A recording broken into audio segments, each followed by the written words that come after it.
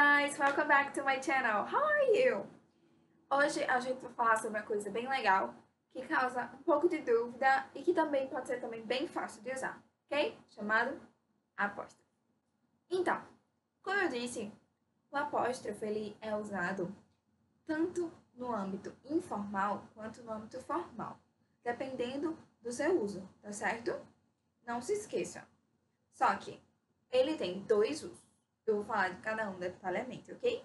Um pode ser usado formalmente e informalmente, e o outro só informalmente. Ok? De boas? Tranquilo. Então, hoje a gente vai começar explicando que esses vídeos eles são para ajudar vocês mais no âmbito comunicativo do que no âmbito formal, por exemplo, provas de inglês. Hoje a gente está falando um pouco de âmbito comunicativo, de onde a gente pode encaixar o apóstrofo no âmbito de comunicação. Ok? Falando do primeiro uso do apóstrofo, é que a gente vai usar ele para dar uma ideia de posse. Ok? Deixa eu lhe dar um exemplo. The teacher's house is very beautiful. Onde está o apóstrofo? O apóstrofo ele não é esse acento S. Não. O apóstrofo é só o sinal. Ok? Por isso que ele pode ter mais âmbitos sendo usados. Ok? Então, quando eu falo the teacher's house, eu estou dando a ela uma ideia de posse. Ok?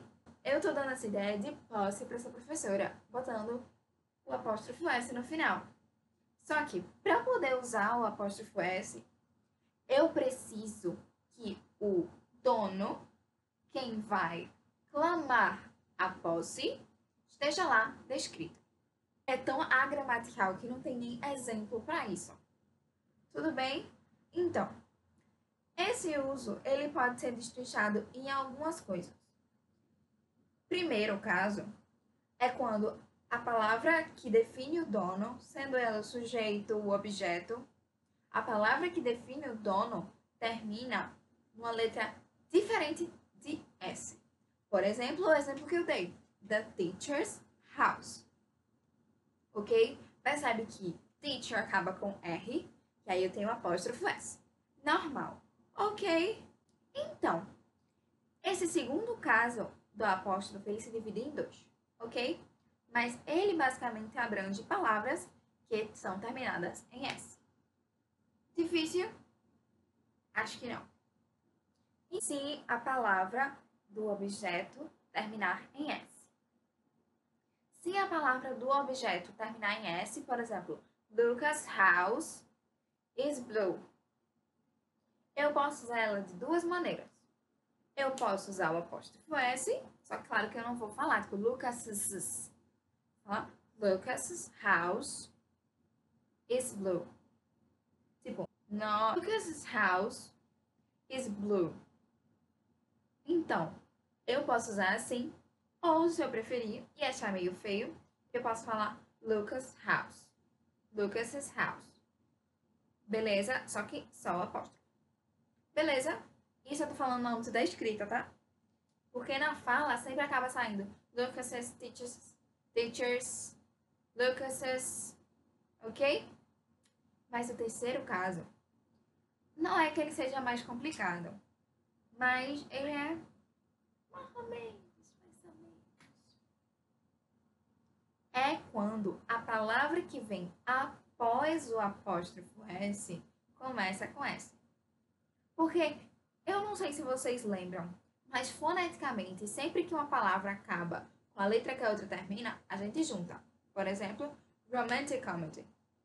Não é romantic comedy, é romantic comedy. Junta os dois Cs. Então, se uma palavra acaba com S, a outra vai juntar. Por exemplo, Lucas School.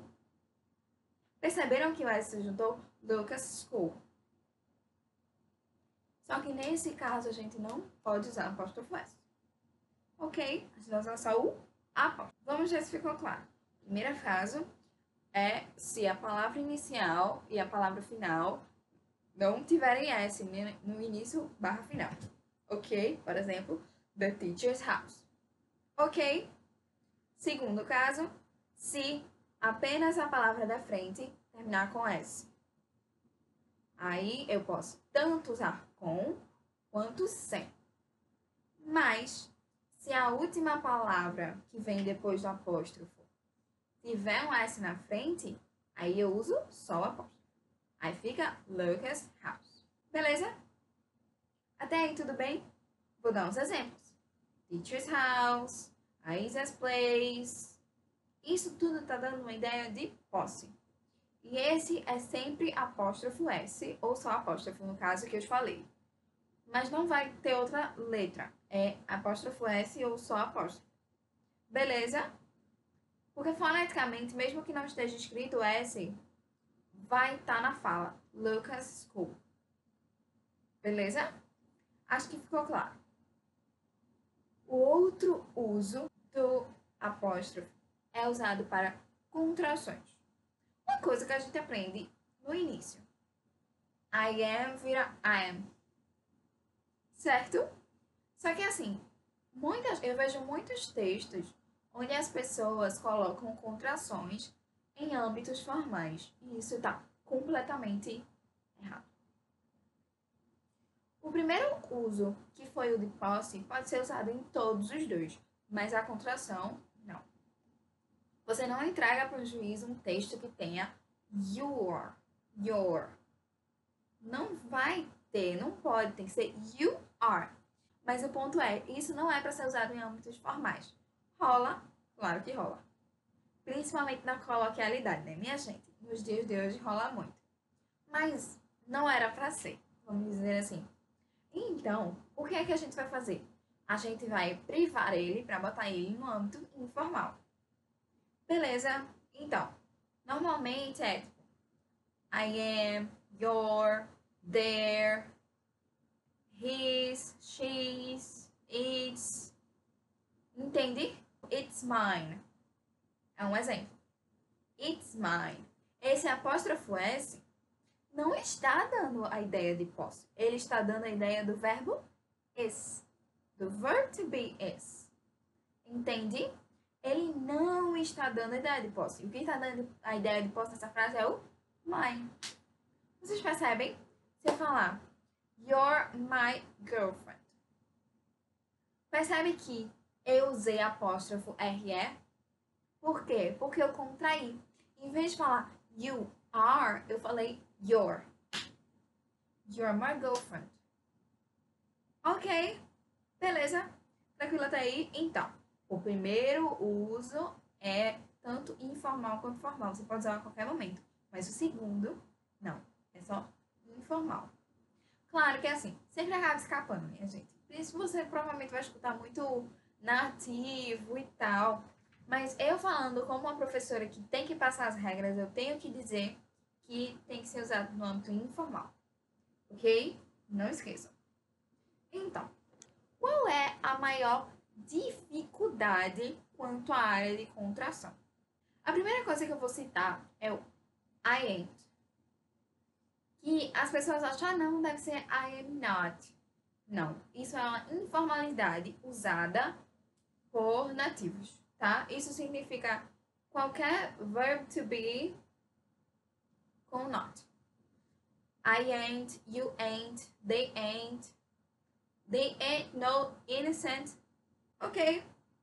Outra coisa muito metida é as pessoas confundindo coisas. Confundindo as bolas. A primeira coisa que a gente vai falar hoje é sobre o you are and o your. Your and your. Qual é a diferença entre os dois? O que contém o apóstrofo RE é a contração entre o you e o are.